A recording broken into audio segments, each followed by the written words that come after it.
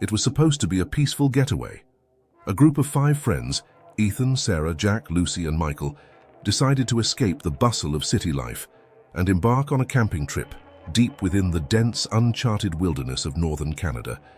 The air was crisp and the skies were clear as they hiked deeper into the forest, the towering pines casting long, dark shadows over the winding trails. They had heard the local legends of the Wendigo, a malevolent spirit of the North Woods, but dismissed it as nothing more than folklore. The stories told of a creature once human, transformed by hunger and darkness into a beast that craved flesh. But the friends were not superstitious. They were here for adventure, not ghost stories. As night fell, they set up camp near a small, serene lake. The fire crackled and the group settled in, sharing laughter and stories, unaware that they were being watched from the darkness. The first night passed without incident, but as the second night approached, an unnatural chill settled over the camp. The air grew colder, and the wind howled through the trees, carrying with it an eerie, distant sound, a low, mournful wail that seemed to echo from the depths of the forest. The laughter around the campfire faded, replaced by unease. That night they were awakened by strange noises, twigs snapping, rustling leaves, and the unmistakable feeling of being watched. Michael, the most skeptical of the group, decided to investigate, but found nothing out of the ordinary. Still, an inexplicable sense of dread lingered. The next morning, they discovered something disturbing. Deep, claw-like marks were etched into the trees surrounding their campsite, and the ground was littered with tracks, large hoof-like imprints that seemed to circle the camp. Sarah, usually the most level-headed, felt a growing sense of unease. The marks weren't from any animal she knew of, and the tracks led deeper into the woods, towards a dense thicket. Ethan, the group's leader, insisted it was just a large animal passing through. But as they ventured further into the forest that day, the atmosphere grew more oppressive. The once beautiful sunlit woods now seemed dark and foreboding. The trees, gnarled and twisted, seemed to close in around them, and the forest grew unnervingly silent. That evening, the group set up camp again, this time in a small clearing surrounded by tall pines. As darkness fell, the sense of dread intensified. The wind carried with it the faint scent of decay, and the wailing sound they had heard the previous night returned, louder and closer. Then they saw it. A figure emerged from the shadows at the edge of the clearing, a tall, gaunt creature with elongated limbs and sunken, hollow eyes. Its skin was stretched tight over its bones, and its mouth was filled with sharp, jagged teeth. The Wendigo. The legends were true. Panic set in. The group scrambled, trying to make sense of what they were seeing. The Wendigo let out a blood-curdling scream, a sound that pierced the night and sent a chill down their spines.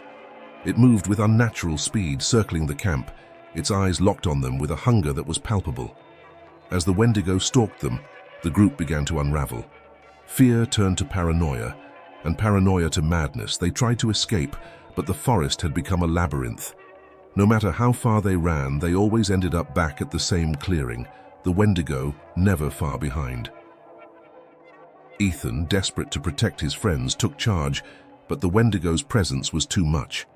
One by one, they began to hear voices, whispers in the wind, calling them deeper into the woods. The creature seemed to be toying with them, pushing them to the brink of insanity. Jack was the first to snap. In a fit of terror, he ran off into the woods, ignoring the cries of his friends. His screams echoed through the trees, then suddenly stopped, leaving only a haunting silence in their wake. The Wendigo had claimed its first victim. The remaining 4 were now on the run, desperate to escape the nightmare they had stumbled into. But the Wendigo was relentless. They stumbled upon an old abandoned cabin in the woods, its walls covered in strange, ancient symbols.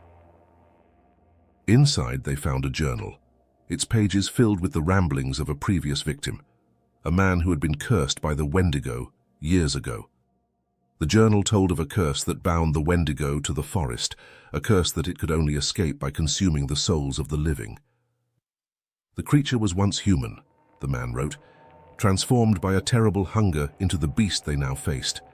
The only way to break the curse was to confront the Wendigo and destroy its heart, hidden deep within the forest.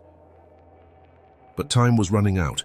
The Wendigo's curse was already taking hold of them, driving them mad with fear and hunger.